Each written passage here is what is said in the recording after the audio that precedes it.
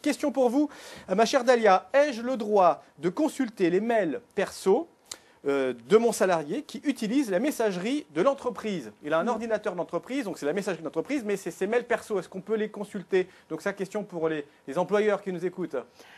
Alors, il y a quand même quelque chose d'extraordinaire sur cette question, c'est que pour une fois, concernant les fichiers informatiques qui figurent sur les ordinateurs propriété de l'entreprise, eh bien, il existe quelque chose d'absolument extraordinaire qui est une présomption, pour une fois, en faveur des employeurs et qui permet donc de considérer que dès lors qu'il n'y a pas d'appellation particulière, les fichiers informatiques eh bien, sont considérés comme professionnels. Et dès lors qu'ils figurent sur les outils de travail mis à la disposition des salariés, eh bien, peuvent être librement consultés par l'employeur, ce qui se conçoit d'autant plus que les entreprises maintenant travaillent très souvent en fichiers partagés via des serveurs, voilà, en réseau, qui fait que finalement, c'est un petit peu ouvert à tout le monde tout ça. Pour les messageries, c'est un petit peu le même principe. On a souvent Outlook, plusieurs salariés peuvent se connecter sur la même messagerie. Et dès lors, c'est accessible à tout le monde. Et même pour les messages les messageries propres à chaque salarié, eh bien, cette présomption de caractère professionnel demeure dès lors que votre employeur, eh bien, il est habilité à rentrer sur ce mail professionnel pour voir si tel ou tel client vous a répondu.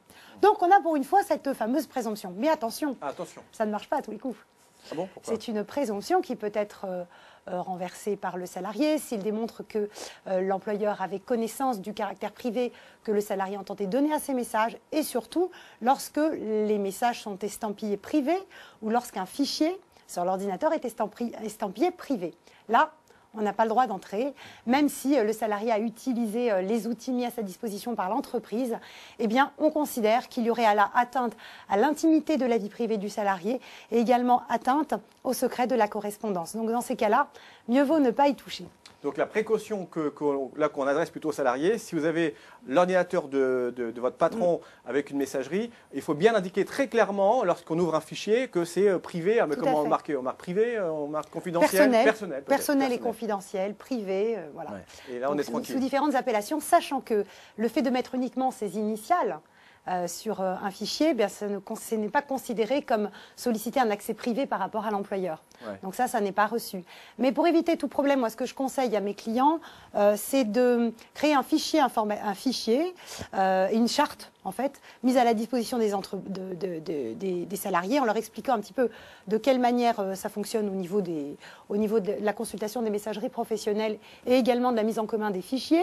Et on peut également prévoir des dispositions spécifiques sur cette consultation dans le règlement intérieur, puisque comme vous le savez, mon cher Yves, à partir de 20 salariés, le règlement est obligatoire. Ah oui, oui. Faut pas l'oublier. Donc dans ces conditions, ça peut présenter une utilité. J'ai encore une petite seconde. Encore 20 secondes. Allez, il y a quelques années, j'ai eu un dossier comme ça, où j'avais une salariée qui honteusement estampillait personnel, et puis en fait elle en profitait pour faire de la concurrence déloyale avec une autre entreprise. Oui. Et donc par le biais d'une procédure fort complexe, on avait réussi à déconfidentialiser les messages et à l'aide d'un brillant huissier de justice à réussir à obtenir des arguments contre cette salariée et donc à la licencier pour faute grave. C'est clair que pour elle c'est personnel, si elle pique les infos de son patron, il ne faut pas que le patron le sache. Hein. Donc oui, dans ce cas-là c'est personnel. Bon, merci beaucoup en tout cas, ma chère Dalia Arfi Elkaïm, pour ces précisions. Donc vous êtes employeur et puis également salarié, chacun prend un petit peu l'information dans le sens qu'il arrange et pour ne pas faire de bourg et rester dans la légalité surtout. Merci beaucoup.